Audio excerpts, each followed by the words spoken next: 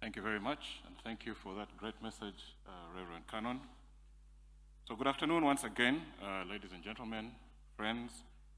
We're all gathered here this afternoon because we all knew in one way or the other the late Ezra Bunyenyezi. Many of us knew him in different ways. One of us knew him as a husband, as a father, some of us as a father, a brother, an uncle, a cousin, a relative, a mentor.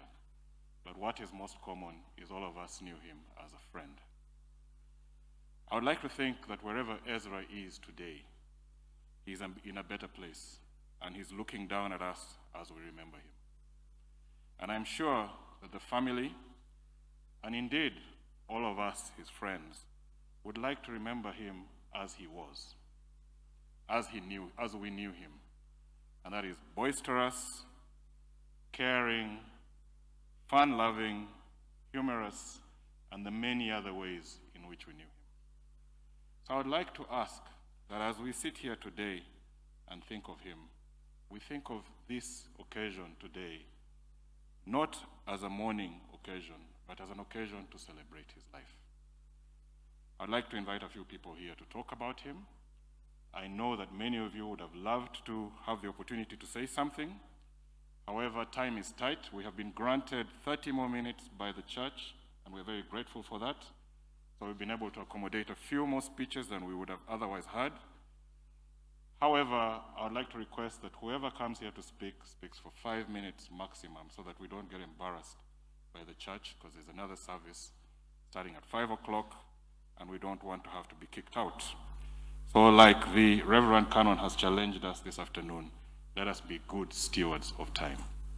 So the first speech that we will have is from Gad, who will read the eulogy. Gad, please. Thanks.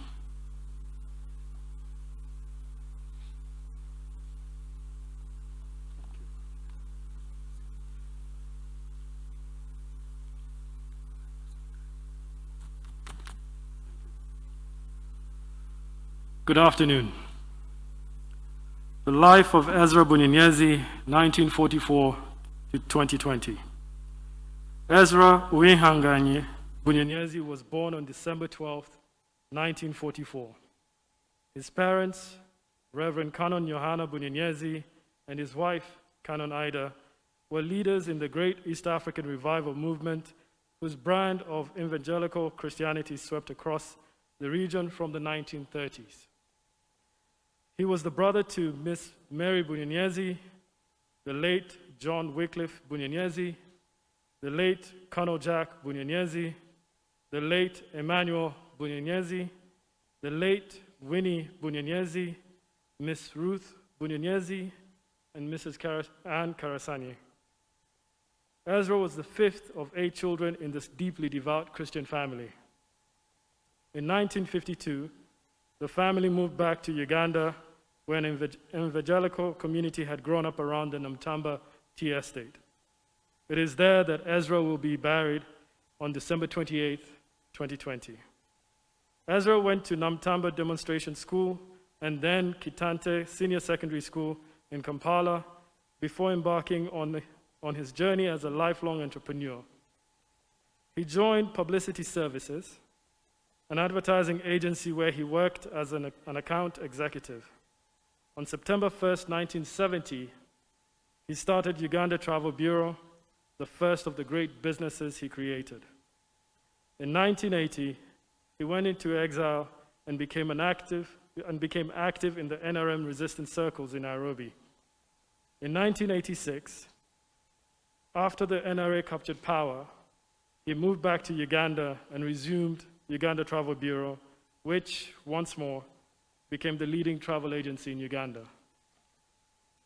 In 1994, he invested in Capital Radio and became its first chairman.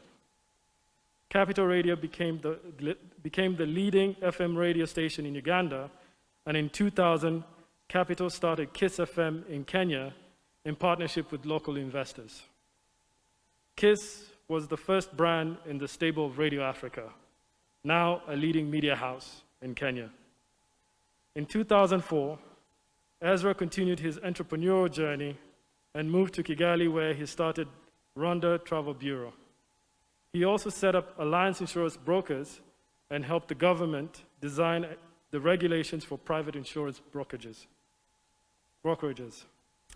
In 2009, he moved back to Kenya to start Comms Africa, a company that provides value-added services to telecom companies. Comms now operates in 26 countries globally. In 2018, he was the first investor in MySafe, a company which provides automated insured safety deposit boxes in 3 locations in Dubai, and which will launch its first outlet in Nairobi next month.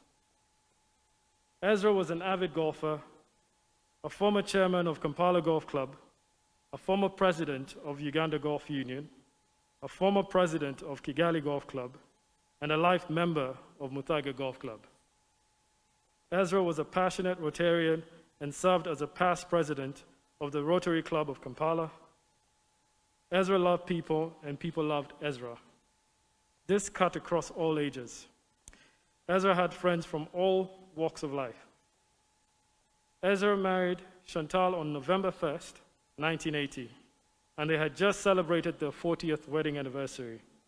They had 3 children, Gad, Keza, and Shuti.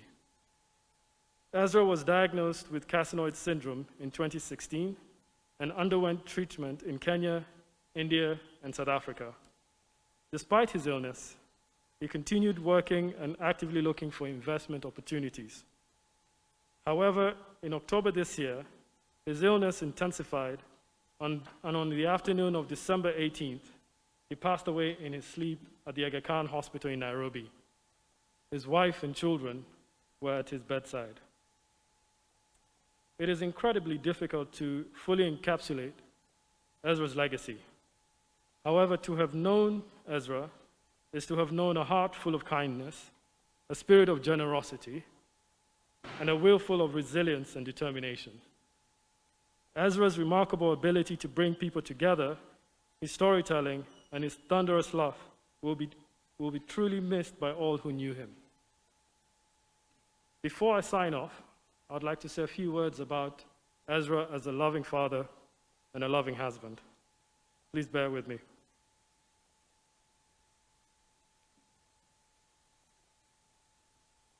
Growing up, our home was a happy home. We never lacked for anything. We always had plenty and more. Dad's generosity we felt it every day. Together with Mom, we always had all we wanted. We were blessed time and time again through their giving, their dedication, their love and kindness. One of the many teachings that Dad taught us about life was to live life fully. Wealth in life was never about the digits in your account. It was about the number of friends that you could call, the number of people that you could call friends. And evidently, through the messages of condolence, the memorial service in Nairobi, the people who couldn't be with us and had to stream online, and being here today, it's easy to say that Dad was indeed a wealthy man. I would also like to talk about generosity. Dad, through various speeches, tributes, testimonies, have all talked about Dad's generosity. I do have one of my own. Early on, I think I was about 4 years, and I was brought into his home together with Mom. I was raised as one of their own. I was loved in equal measure with my lovely sisters, cousin Shuti, and I've had a wonderful life. Through their dedication, the sacrifice, I've been seen through school. I've been able to get married to a beautiful wife through their support. And it's this unconditional love and support that I'm able to stand here the way I am today. So Mom and Dad, thank you.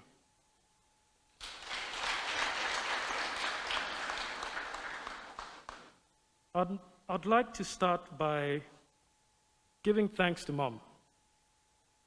Mom has been a pillar of love, dedication, kindness, and has loved Dad immeasurably.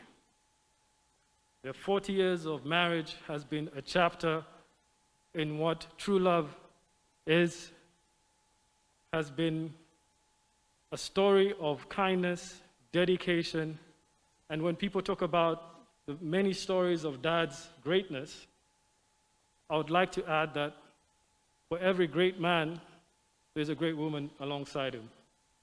And Mom was exactly that.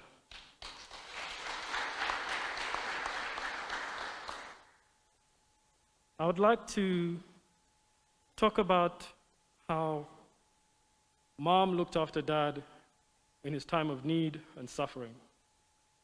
I'd like to thank her, and of course to Keza and Shuti, for having been right by his side, comforting him, sparing no expense for his well-being and care. And right to the last hour, they were always holding on to his hand and being there for him. It's immeasurable what you guys have been to Dad, and I thank you.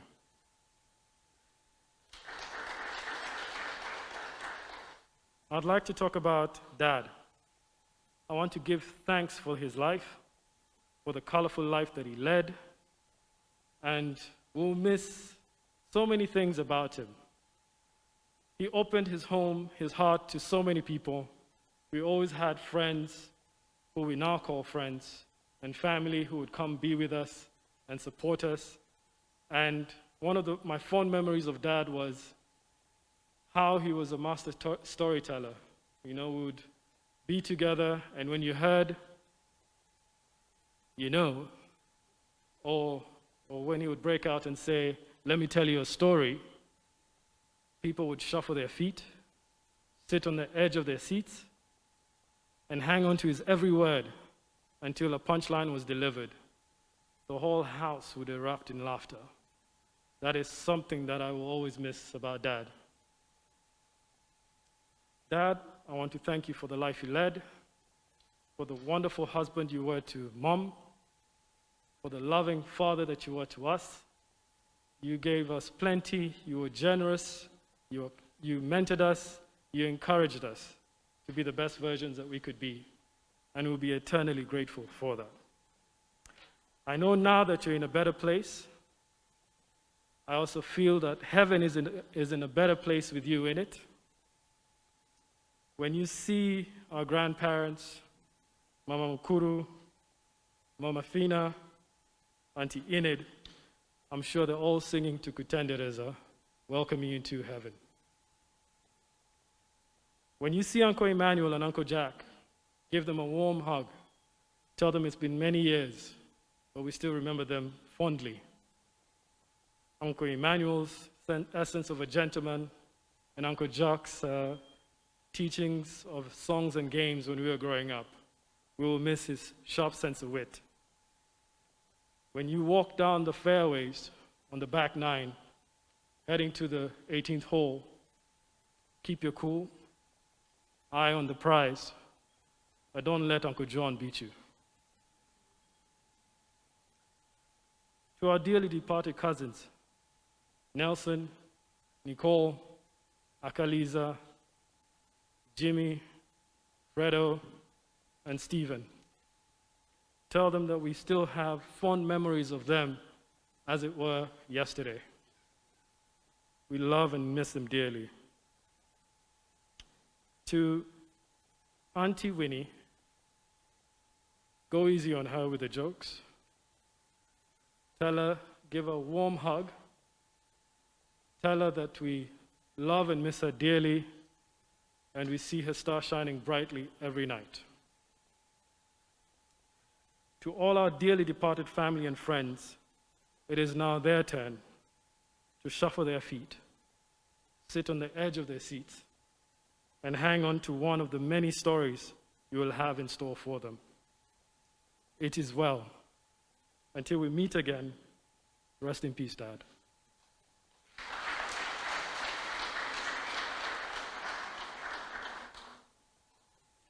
Thank you, God. I've just been given a warning by the church that at exactly 4:30, the Archbishop is going to come and kick us off the stage to give some remarks. So I'm going to have to make an executive decision and cut out some speeches. I will next invite Noel Gateja to give his remarks. If you could please take 5 minutes maximum.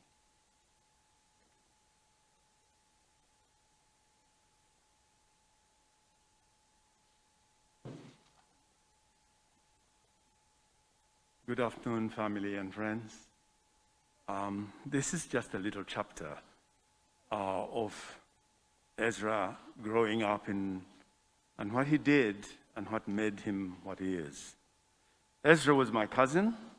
Much has been said about him, and so much remains to be said about Ezra, but I believe a book on him is the ultimate option and what a story it would be. Therefore, this is just a little chapter in the book. I want to talk about Ezra's youth and the impact he made on my family. In those early days in his development, my father, Elly Gateja, foretold when Ezra was very young, as the Baganda say, akaliba ikendo, okalabira kumukonda. Meaning that young Ezra was destined to become a very important man, and that was what he became. A very important man. You have heard many extraordinary stories about Ezra's journey already. Ezra believed in the equality of everybody, of people, and the ability for every one of us to excel. I believe he was a visionary, and the short story I'm about to tell demonstrates that aspect of his character. Very early on in 1963, soon after Ugandan independence, my father turned up one morning at the Namtamba Boys Hostel on Lubaga Road in Kampala, on his way to Kisoro, where we hail from, and he was planning to take the night bus. Ezra was preparing to go to school at Kololo Secondary School, and when my father wanted from him, my father had received a letter from his son, Alex Mukurarinda, in Moscow at Lumumba University, stating how his Ugandan passport had been taken from him with the excuse that he was Rwandan. My father was very disturbed by the news, and without delay, he decided to go to Kisoro to find out proof of our citizenship. Ezra listened and became fascinated and put his school books down and decided to go with my father on this quest to Kisoro to prove our family destinies, identities, and as Ugandans. People from Kisoro as Ugandan district bordering Rwanda still suffer from general confusion of historical and geographical facts. They boarded the afternoon bus arriving in Kisoro the next morning. They went straight to the Anglican church the next day. They were assisted and searched for my father's baptism certificate of 1919 and his marriage certificate in 1922. Both of them were found and made copies. Ezra and my father thanked God.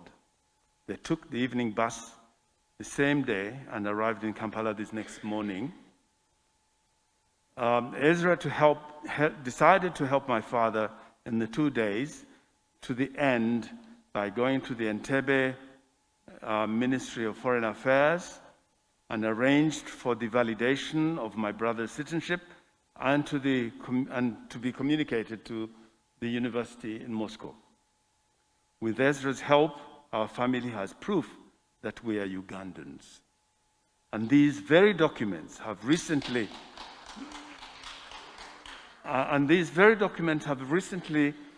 assisted a child of my family in 2019, a nephew, who befell the same problem at Gatuna border post. Thank you, Ezra, and may God bless you and your family. Allow me, Chantal, to thank you very much for being who you are and loved my cousin.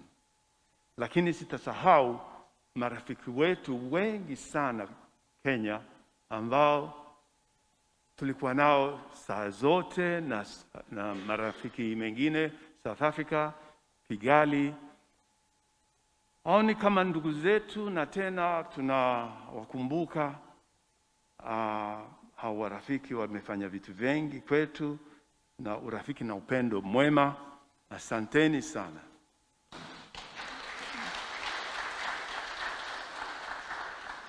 Asante sana. We've heard from God. I'd now like to invite Keza and Shuti to give you messages. Shuti. But as we do that, I just want to announce, as she comes forward, that we have a message from Honorable William Karuhanga. Unfortunately, we might not have time to read it, and also Paul Bujingo, and a few others.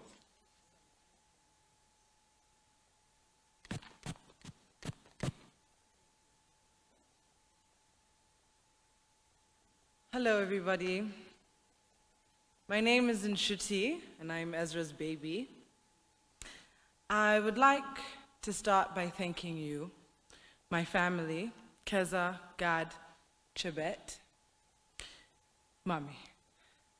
These past 7 weeks have been the hardest 7 weeks of my life, and I would never be able to stand here today and have the strength if it weren't for the strength and support that we share with one another. He is so, so proud of us. Gad, Keza, Chebet, and especially you, Mommy, for loving him so fiercely and for standing steadfast by the vows you said before God. Thank you. You are my ultimate dream team. The rest of you who loved Ezra so much, I want you to be at peace. On the morning of the 18th, we gathered with the medical team at the Aga Khan Hospital in Nairobi, and they told us that Papa did not have much time, and that the time had come for all his loved ones to say goodbye. Mommy asked to speak to Gad, Chebet, Keza, and I, and explained to us that Papa has fought, and that he continues to fight for us. She asked us to find peace and release Papa so that he can rest. We said a prayer, assured Mommy that we are at peace, and later that evening, just before 4:15, Papa took his last breath. I can't describe how poetic it was. The sun was setting and his room had turned to gold. It was as though the clouds had moved out of the sun's way and Papa's soul lifted into the light. He was asleep. Mommy, Keza, Gad, Chebet, and I were in the room with him, and it was well. Just to say some words that I keep hearing over and over to describe my father, he was generous. Papa never gave with expectation. He was practical. I think Uncle Mama said that, and he would have loved to hear that one. He was a man ahead of his time, kind. I found the proverb on the front of your programs before Papa had passed away, and when I read it, it immediately made me think of him. Whoever pursues righteousness, kindness will find life, righteousness, and honor. He was funny.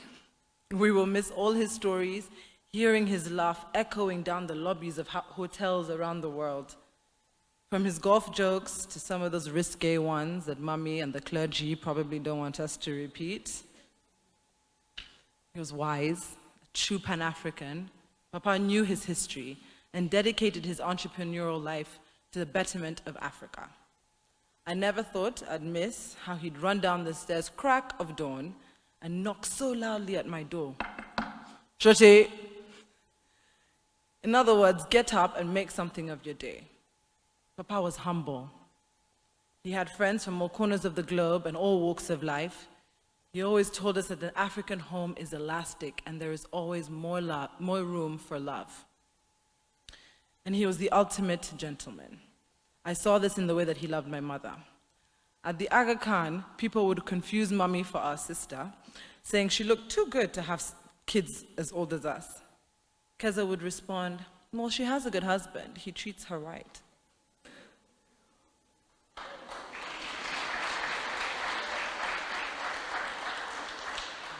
Papa would sit in his bay window of his bed, in the bay window of his bedroom every morning drinking tea and talking to mommy about his ideas and the goals that he had set for the day. She was his best friend, his confidant, his consigliere. Then he'd switch on some music, do a little dance for her, and tackle the day. I am so, so blessed to have grown up in a good home with great examples as parents. All these adjectives that people have used to describe Papa was all I knew. This is what I thought was standard for a father. So you can only imagine how beautiful it was for me to grow up in this world and to continuously realize my fortune and how lucky I am to call Ezra Bunyenyezi my Papa. The way I see it, our bodies are a vessel, one that we use in the physical world. But like the good book says, there is a time to be born and there is a time to die. Physically, Ibi is no longer with us, but he will always be there spiritually. All we need to do is listen a little harder and we will hear his voice. To the Bunyanyazis, we've been here before. And each time, Mr. B was our backbone. He took care of us, a true example of hard work, honesty, and kindness. Through all the hard times, Papa's happiness, humor, and positivity never wavered. We had the privilege of sitting front seat to this type of strength, and not adopting that example now in his absence would be failing. During the memorial in Nairobi, my auntie Solange Katarebe, mommy's sister, spoke of Papa's distinction, his qualities, and how little bits of the legend live within my siblings and I. This is a big loss for all of us. And I ask everyone in this room, and those watching from afar, think about the thing you love the most about EB. I want you to emulate it. I want you to practice it until it becomes habit. I want you to pass these attributes to your loved ones until there is a little bit of Ezra shining in all of us.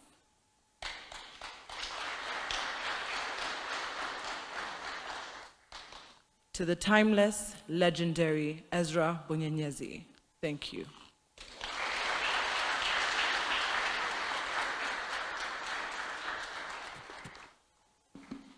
Shuti, thank you very much for being so brief, so strong in true celebratory fashion. Allow me to invite Ezra's sisters to make their remarks, led by Ruth. And as they come forward, I'd like to ask Honorable Karuhanga to get ready to make your speech after this. Please come forward.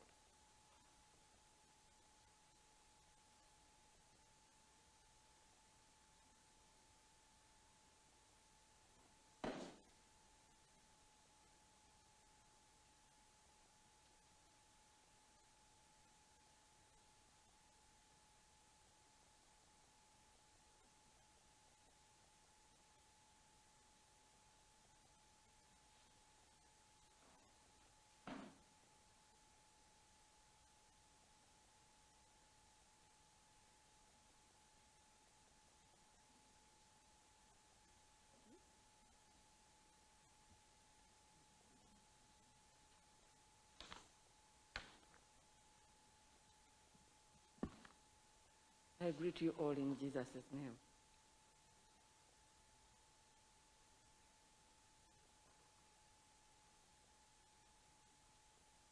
It is an honor and privilege for me to pay tribute today. My very special brother, boss, but above all, my very, very, very good friend.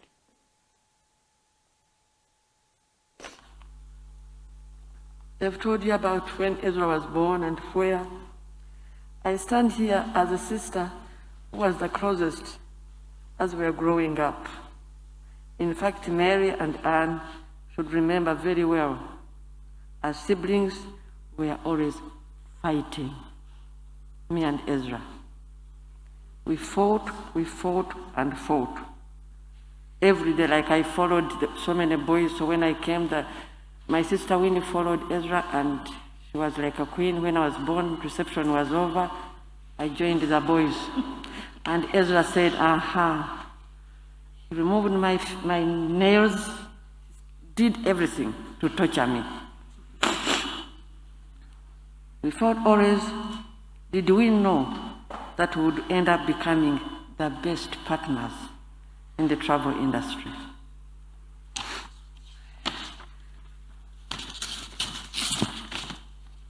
As he was remarkable in many ways, he lived his life fullest and taught many, many people during the time Ezra was very special.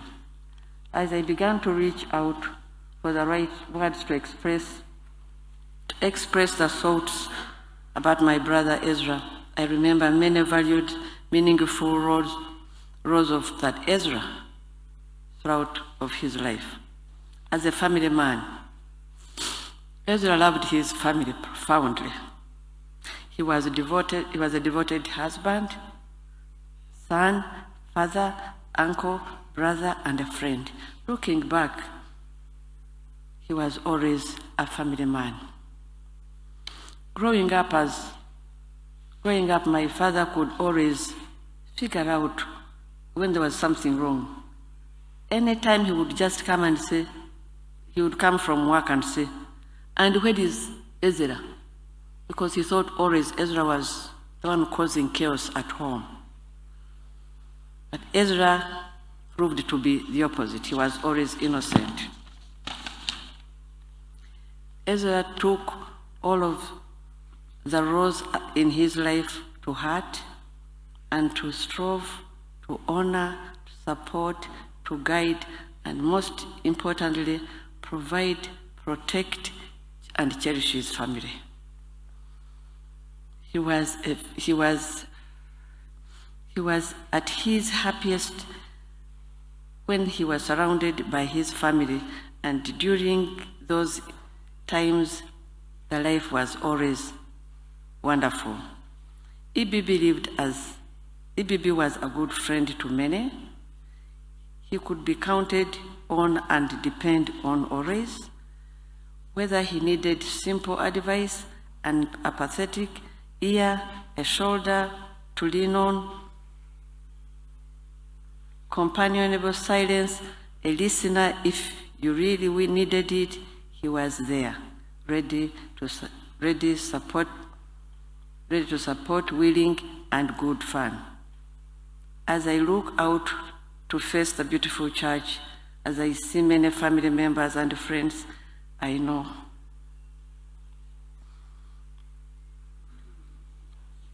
she will miss you.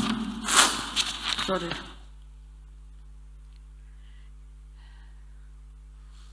As a respected citizen,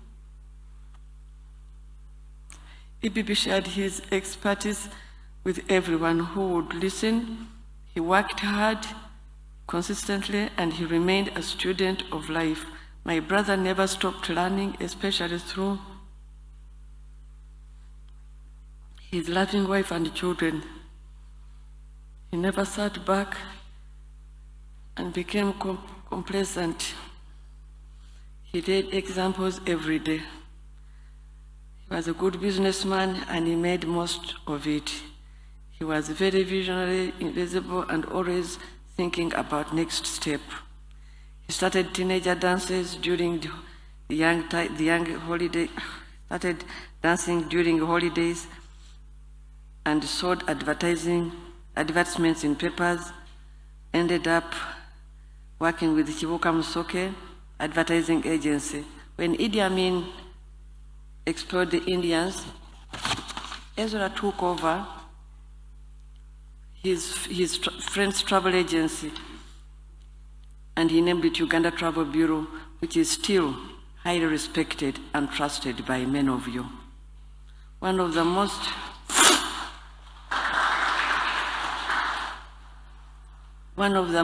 one could say that what he touched turned to gold because he had a vision, and his vision prompted him to act. But EBB, as we all called him, by his esteemed token, was not too proud that he would not turn to his brothers, sisters, relatives, friends, as they started their work through Uganda Travel Bureau. A man of passion. He remained a keen sportsman, like everybody said.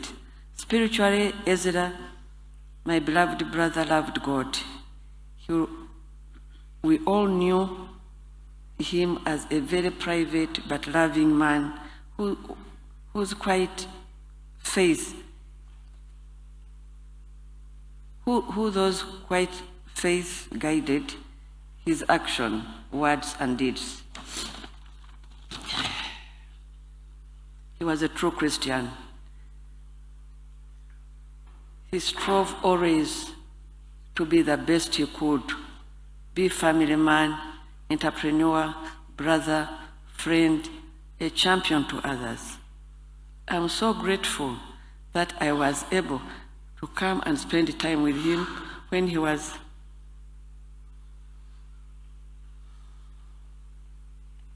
in Nairobi in hospital for some time. We talked many things, talked as how he felt, and talked about how fulfilling his life, the children, and Our Lady Chantal. Ezra, brother, it is very hard to say goodbye.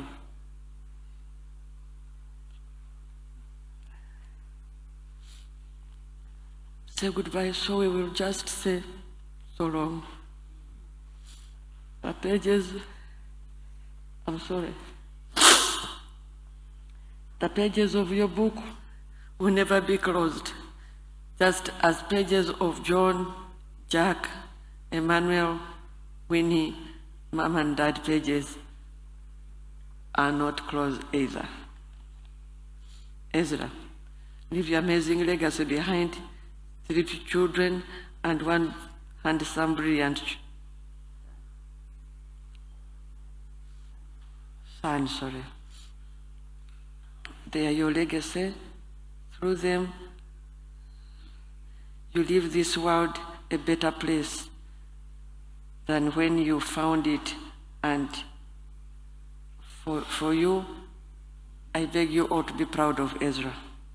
You have fought a good fight. Now go and enjoy eternity, my darling brother Ezra. I thank you all.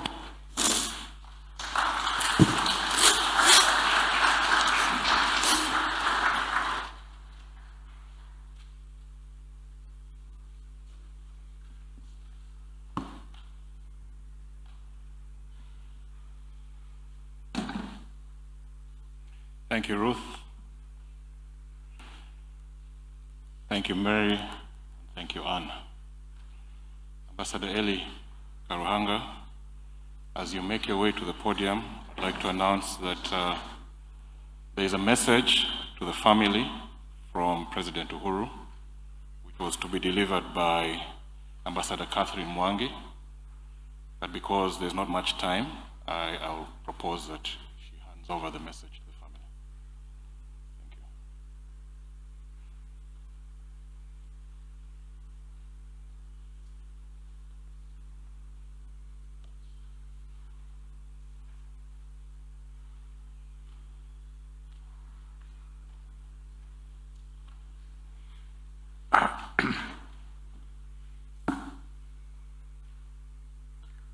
Chantal, Nshuti, Keza, Gad,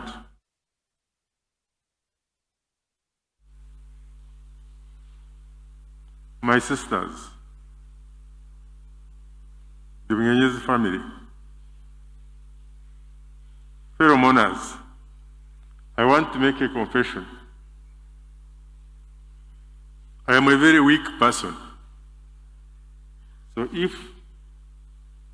I fail to speak, like happened on my sisters and my father's and my mother's burial, I'm not responsible for my tears. I've tried. I met Chantal at the airport in the wee hours of the morning with the family, and I didn't cry. I was very proud of myself. But now, so if it happens, forgive me. I'm not spoiling the party. But Ezra was also a crier. He cried as much as he laughed. So, first, Ezra was my friend. But he has up to now died without ever telling me why he was my friend.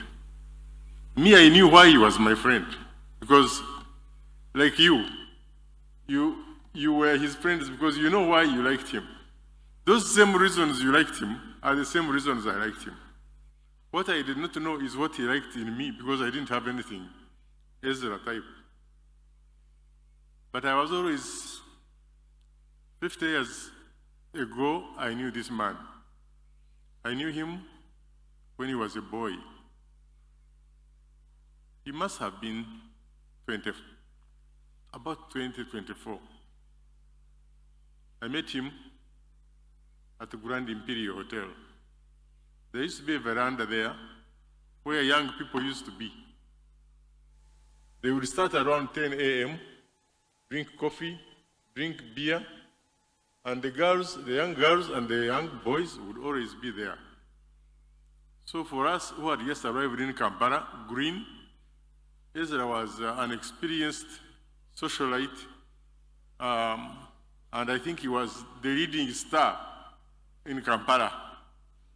Why do I say that? Because every time Ezra arrived and found us sitting, because it was really a big crowd of young people, it was the place to be. He would just arrive, and as soon as he enters, everybody would know Ezra has arrived. So I started asking, but who is that guy? Who is this guy? He had a brown jacket. He always wore it. He loved it. I loved it. Everybody liked it because he was the only one with it. So he had his ID with his jacket. Ezra would arrive and either call any one of the people there that I didn't know and announce them in such a deep and powerful and self-assured voice that you had no doubt but stop doing whatever you were doing and look at him.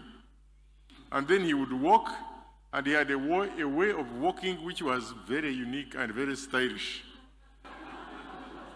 One shoulder was always down, another shoulder was always up. And he was in this brown jacket, and he was like this. And he would walk with such gaiety and confidence that nobody would do, and he would be speaking as he walked to find a seat.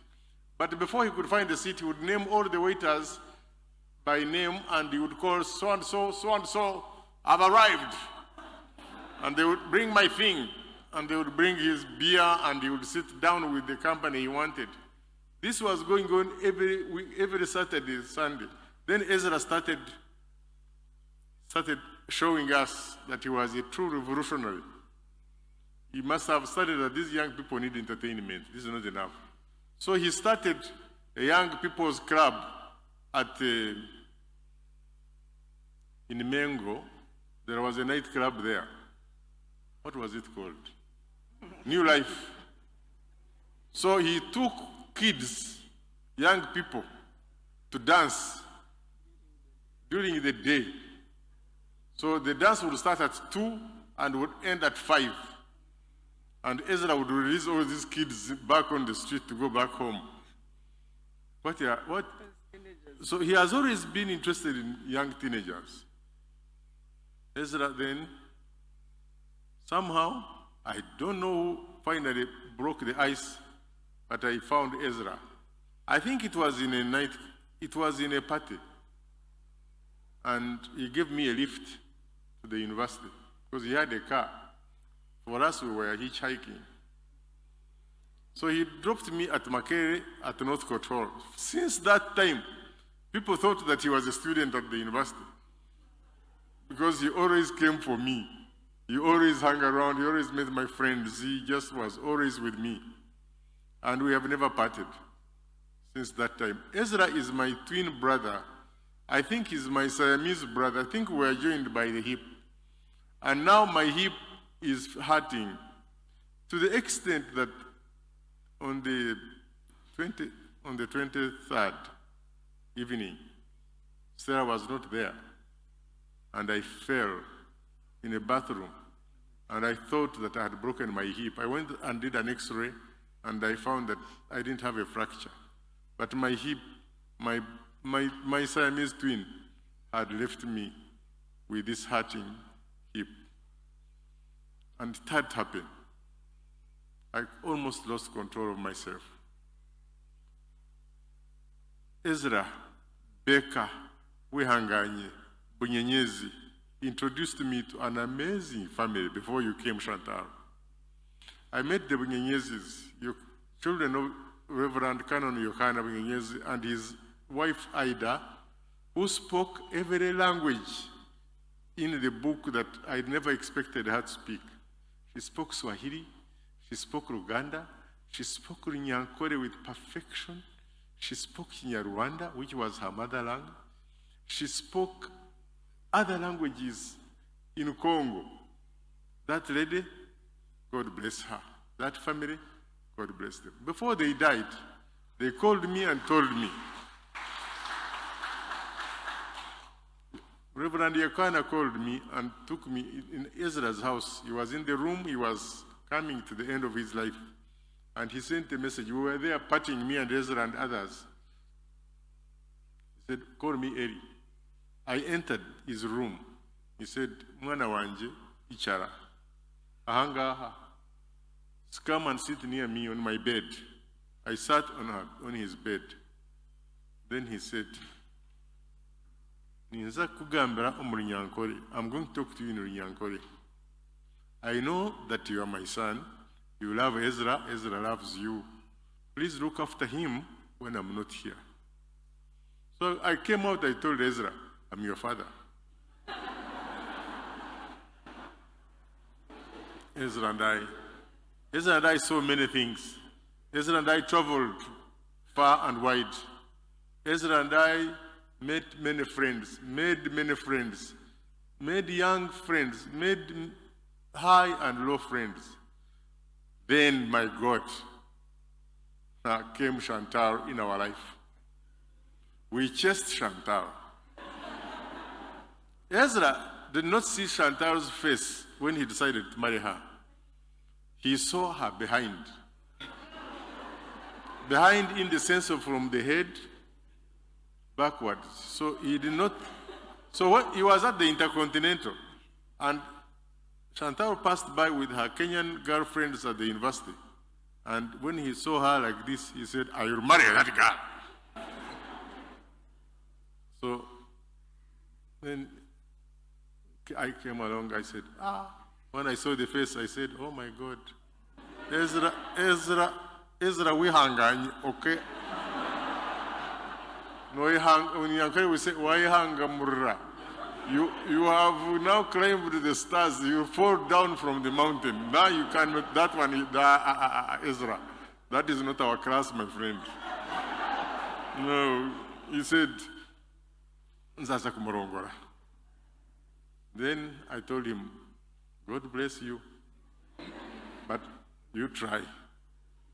First of all, Ezra, that girl is glamorous. First, she is so beautiful. She's so tall. She's even going to dwarf you. Nobody will ever recognize that you are anywhere near. He said, Ndamushak. Cut a long story short, We went to an uncle of hers in Nairobi. Chantal finally fell for us. Thanks to Intercontinental Nightclub. On the 7th floor, there used to be music there. There was a guy there called Sal Davis. He used to sing for us and play music. And Chantal would... First of all, Ezra did not know how to dance. That was one of his biggest weaknesses. But I knew how to dance. I think that's one of the reasons he liked me. Because I would kumunyero mfunguro, I would represent him. But on Chantal, he learned how to dance because Chantal is a dancer. So she loves dancing. So through this, we got Chantal. We introduced Chantal. We married Chantal. We went to London. We did our shopping. We even brought a photographer from London. Let me tell you, at that time, money had visited Ezra. He was a guest of money because money was all over him. He had 2 Mercedes-Benzes coupe, the latest one. I even remember the numbers. We swung in Kampala, my friend. You have no idea. We were faithful to you. We were faithful to the end.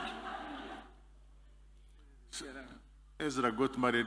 The wedding was attended by dignitaries, none other than President Museveni in Rugogo Indoor Stadium. Have you ever had anybody marrying in indoor games in a stadium?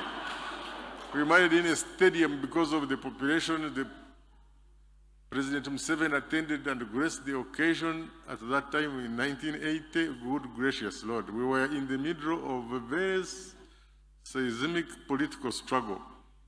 But this man had supported our revolution. Then Chantal and Ezra went for a honeymoon. I'm sorry to take you this far. Well, they went for a honeymoon, but I've never seen a crowded honeymoon. Have you ever seen anybody going with his friend to a honeymoon?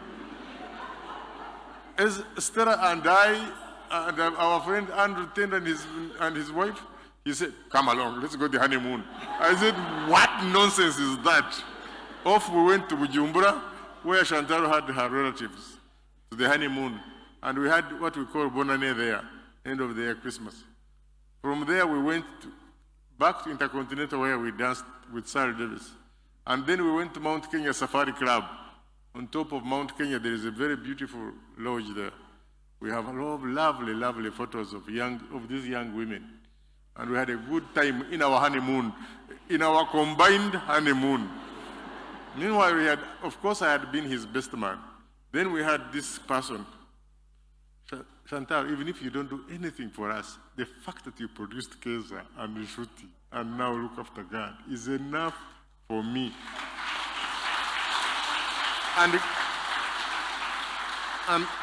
And God, as I said on your wedding, I thank you so much, because when you went to look for a woman, you looked for a girl who looked like Keza and Rishuti. Dr. Shibet. Oh my God. We went to the Kalenjin world and found the jewel of a girl and married her. Oh God. Oh God. Thank you so much. Anyway, I want to cut a long story short because I see that Keza doesn't like me to speak a lot. But what can I do on a day like this? Ezra, you've not been fair to me because you've died. Ezra, you're not supposed to die. You lived long, you were a giant, you were bigger than... First of all, Ezra was a revolutionary. He was amazing and incredible Ezra. Born in this family, which was an amazing family, with brothers who were completely unique, all of them totally different from the other. All of them, none of them did what the other one did. The sisters, the same thing. None of them was the same. They had Jack's children, please stand up. He was,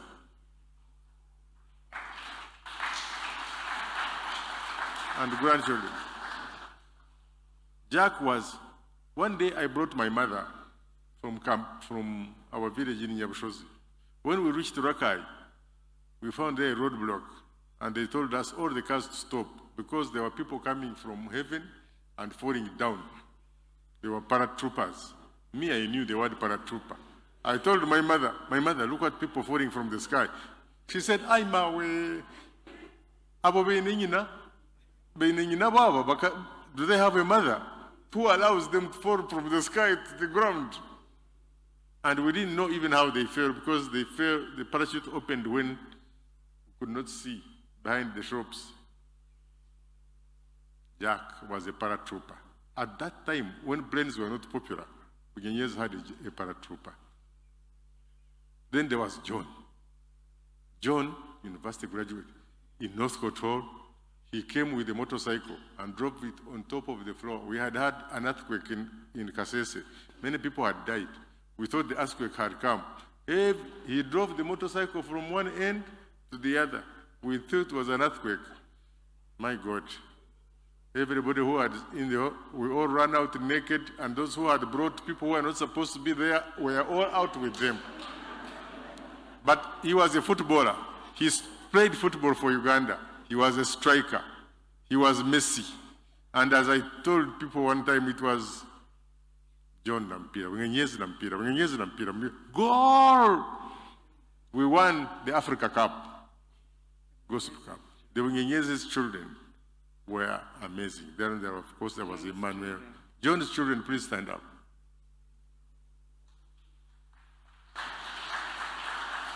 Thank you. And then there was Emmanuel, a business entrepreneur par excellence.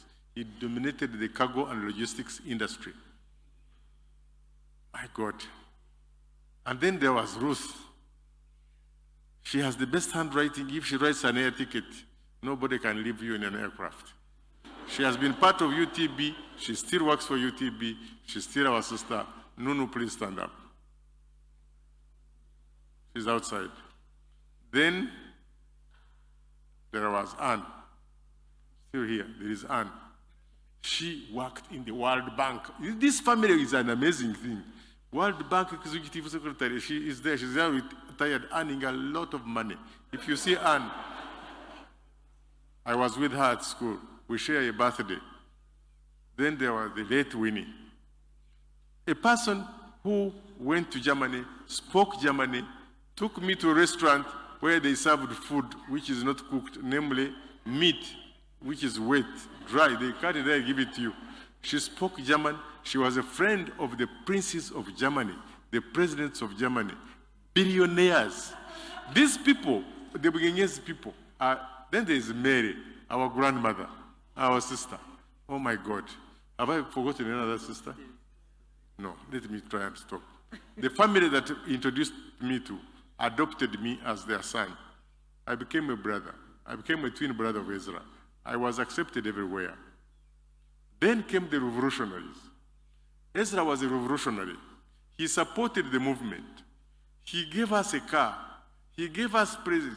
He fundraised. He was the best auctioneer during our time. He gave the car to Mama Janet to drive the children in Nairobi in exile. Him and John, him and Emmanuel. Ezra supported RPF. Ezra and I, we bought a bridge to cross to Garamba for RPF. Ezra supported Kenya in their growth and revolution. Ezra bought a ticket for Raila Odinga to go in exile in Norway. Ezra was Ezra. Ezra introduced me to Kenyan friends. Here they are, a whole delegation. The Uhuru family is here. Please stand up. Ambassador Christine, Ambassador of South Africa, please stand up. Thank you. Thank you. Please, all the relatives of Mzee Uhuru who have come from Nairobi, please stand up. Peter Kihanya, Migai and family and the children. And you have heard President Uhuru is sending a message. Ezra started businesses. I'm concluding. Ezra started businesses. All his businesses were new thinking. New thinking. When he opened Capital Radio, it was the second radio to be opened in Uganda. Now there are 370. When he opened Bankom Interswitch, where we draw money from, you have money in the FCU, but you can get money anywhere. It was Ezra who brought it here. He got to Miko to give us money, and Bob Kabone. Thank you. Ezra went to Kenya. He put money on your airtime. When he's finished when you are speaking, he lent you money. That's what Keza runs. I am proud to know that Ezra Tiatsgaush, he has left you, Keza. Let me say bye to my friend. It is not fair for me to leave this podium, Ezra, without thanking you, without thanking Chantal, without thanking your family which you loved so much. We love you. It is going to be very, very difficult for us to live without you. We will miss you, but your name will always be there. Ezra, Ezra, Ezra, fare thee well. Greet the parents. Greet that man, Jesus Christ, who is now 2020 years old and 2 days. Let him take care of you. God bless you.